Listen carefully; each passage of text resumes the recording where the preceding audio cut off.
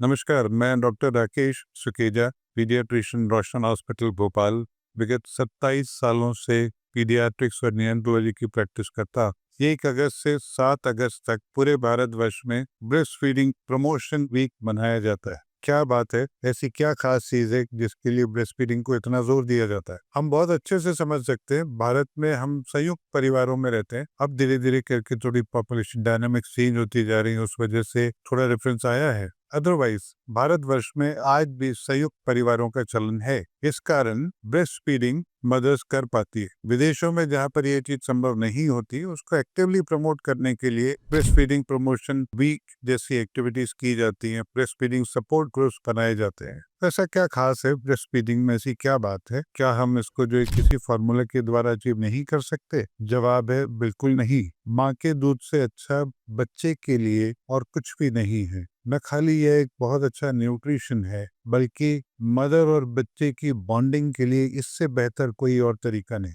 हमारे देश में हर साल बहुत सारे बच्चे कुपोषण का शिकार होते हैं, जहां यह देखा जाता है कि एक बहुत बड़ा कारण उनको स्तनपान न कराए जाने का है। माँ का दूध ना मिलने की वजह से बच्चा शुरू से ही न्यूट्रिशनली डिप्राइव्ड होता है। उसकी वैसी सेहत नहीं बन पाती जैसी बननी चाहिए। माँ का दूध बच्चे की पहली वैक्सीन है। जन्म के तुरंत बाद माँ को जो पीला गाढ़ा द्रव्य कोलोस्ट्रम जो मदर्स के ब्रेस्ट से रिलीज होता है, वो बहुत ही पौष्टिक एंटीबॉडी से भरपूर और सबसे पहले बच्चे की आंख तक पहुंचने वाला जो ये द्रव्य है, अंदर जाकर के इस प्रकार की कोटिंग करता है कि बच्चे की इम्यूनिटी का विकास उसी समय शुरू हो जाता है।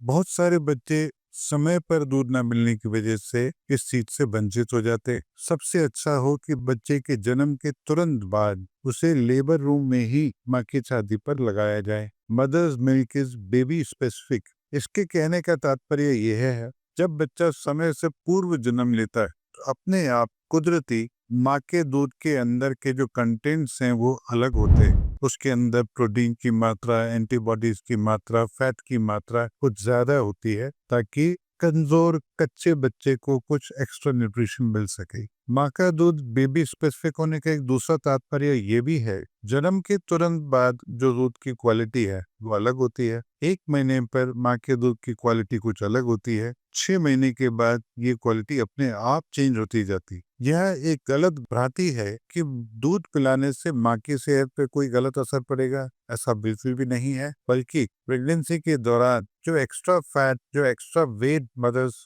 में आ जाता है, उसको कम करने का सबसे इफेक्टिव तरीका है ब्रेस्ट फीडिंग। ध्यान रखें, माँ का दूध पीने वाले बच्चों में आगे भावी जीवन में मेटाबॉलिक डिजीजेस, मुख्यतः मोटापे की बीमारियों से भी बचाव मिलता है। यह बहुत जरूरी है कि हम बच्चे को किसी भी तरह से माँ के दूध के एडवांटेजेस से वंचित ना रखें। कुछ कॉमन सवाल जो ब्रेस्ट फीडिंग से संबंध में हमसे पूछे जाते हैं, वो ये है कि कुछ माताएं जो दुबली पतली होती हैं, उनका कहना होता है कि भाई मेरा दूध पतला आता है, मेरे बच्चे का वजन पूरा नहीं बढ़ रहा, मेरा बच्चा डिससेटिस्फाइड होता है। जबकि होता यह है, बच्चे का वजन माँ बाप के वजन के अनुसार ही बढ़ेगा। बच्चे का वजन जन्म पर उसके वजन के हिसाब से बढ़ेगा। और आज तक कभी भी ऐसा नहीं देखा गया कि बच्चा कमजोर है या माँ कमजोर है तो माँ के दूध की क्वालिटी में कुछ चेंज आया। यह तो कुदरत का बना हुआ नियम है। माँ का दूध हमेशा ही पौष्टिक होता है, और जैसा मैंने पहले भी बताया कि बच्चे के हिसाब से बेबी स्पेसिफिक होता है।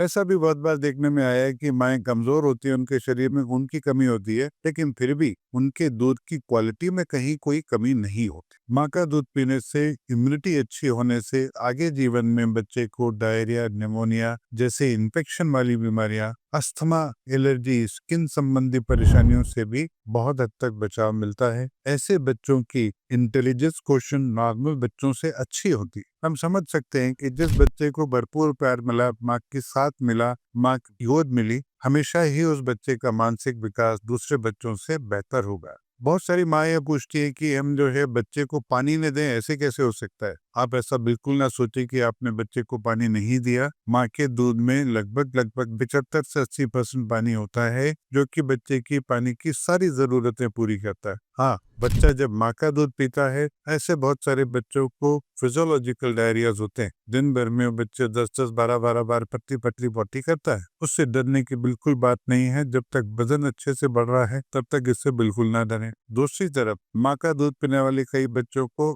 8 से 10 दिन में एक बार पॉटी होती है, लेकिन अगर पॉटी सॉफ्ट होती है, बच्चे को कोई सिम्टम ना हो, उससे भी बिल्कुल डरने की बात नहीं है। बच्चा रो रहा है मतलब माँ को दूध कम आ रहा है, ऐसा बिल्कुल भी नहीं है। अगर बच्चे का वजन अच्छा बढ़ रहा है फिर भी उसको ज्यादा रोने की परेशानी है, देखिए क्या बच्चे को गैस की परेशानी है, क्या वो गीला हो गया, क्या उसको ठंड लग रही है, क्या उसको माँ की गोद चाहिए। बहुत सारे कारण हो सकते हैं बच्चे के रोने के, सिर्फ दूध की कमी ही एकमात्र कारण नहीं है। सिजेरियन डिलीवरी के बाद अक्सर देखने में आता है कि माएं बच्चे को समय से दूध नहीं पिला पाती। इसमें कोई आत्मग्लानि की भाव नहीं होना चाहिए। जब भी जैसे भी संभव हो, जैसे ही मदर थोड़ी भी अपना हेल्थ रिक्यूपरेट करे, तुरंत उसको जो है बच्चे को फीडिंग शुरू करनी चाहिए। एक बड़ी कॉमन भ्रांति हम जो देखते हैं कि माँ जब भी बच्चे को छाती पर लगाती है तो उसको अपनी छाती से थोड़ा दूर दूर रखती है। ऐसा बिल्कुल ना करें। जब भी कभी बच्चे को माँ की छाती पर लगाएं, ध्यान रखिए उसकी ठुड्डी या नाक माँ की छाती से छूनी चाहिए।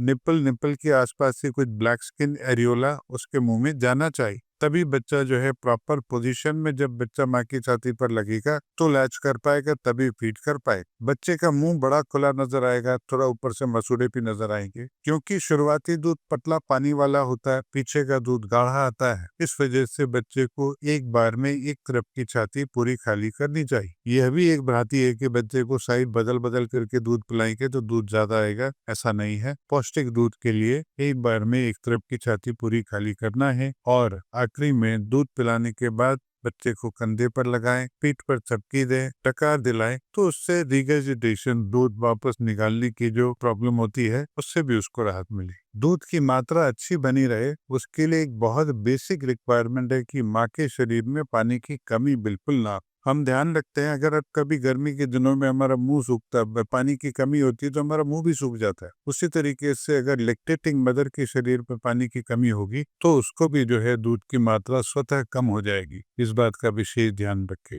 अक्सर यह सवाल आता है कि बच्चे को कितनी कितनी देर में दूध पिलाना है। ऐसा बिल्कुल भी नहीं सोचे। जब बच्चा दूध मांगे, जितना दूध मांगे उतना उसको फीड कराए। कोई भी दो बच्चे एक बराबर दूध पिए ऐसा जरूरी नहीं है। हमेशा एक ही नियम का ध्यान रखें, feeding on demand eight liberty. दिन हो या रात हो, हमेशा ही बच्चे की डिमांड का ध्यान रखें। क्या हम इस बात को ऐसे समझ सकते हैं कि अगर मैं रात को आपको हर 2 घंटे में उठाऊं और बोलूं कि भाई कुछ खाइए और फिर सो जाइए, आपकी सेहत अच्छी नहीं हो। बच्चे को पौष्टिक माँ के दूध के साथ साथ भरपूर नींद भी जरूरी है, तभी उसकी बेस्ट ग्रोथ आएगी, तभी उसका मानसिक विकास भी अच्छा हो। जैसे जैसे उम्र बढ़ती है, जैसे जैसे मानसिक विकास होता है, बच्चे के स्लीप ब्लॉक्स बड़े होते हैं। जैसे जैसे उम्र बढ़ती है, पेट में रखने की जगह बढ़ती है, बच्चे को बार बार फीडिंग की जरूरत नहीं पड़ती। वो एक बार में ही पेट भर के दूध पीता है और लंबा सोता है, जो उसकी सेहत के लिए सबसे अच्छा है। मुझे ये कहने में बिल्कुल भी कोई संकोच नहीं, ब्रेस्ट फीडिंग खाली बच्चे को न्यूट्रिशनल सपोर्ट नहीं देती, इससे बेहतर इमोशनल सपोर्ट भी बच्चे के लिए दूसरा नहीं होता।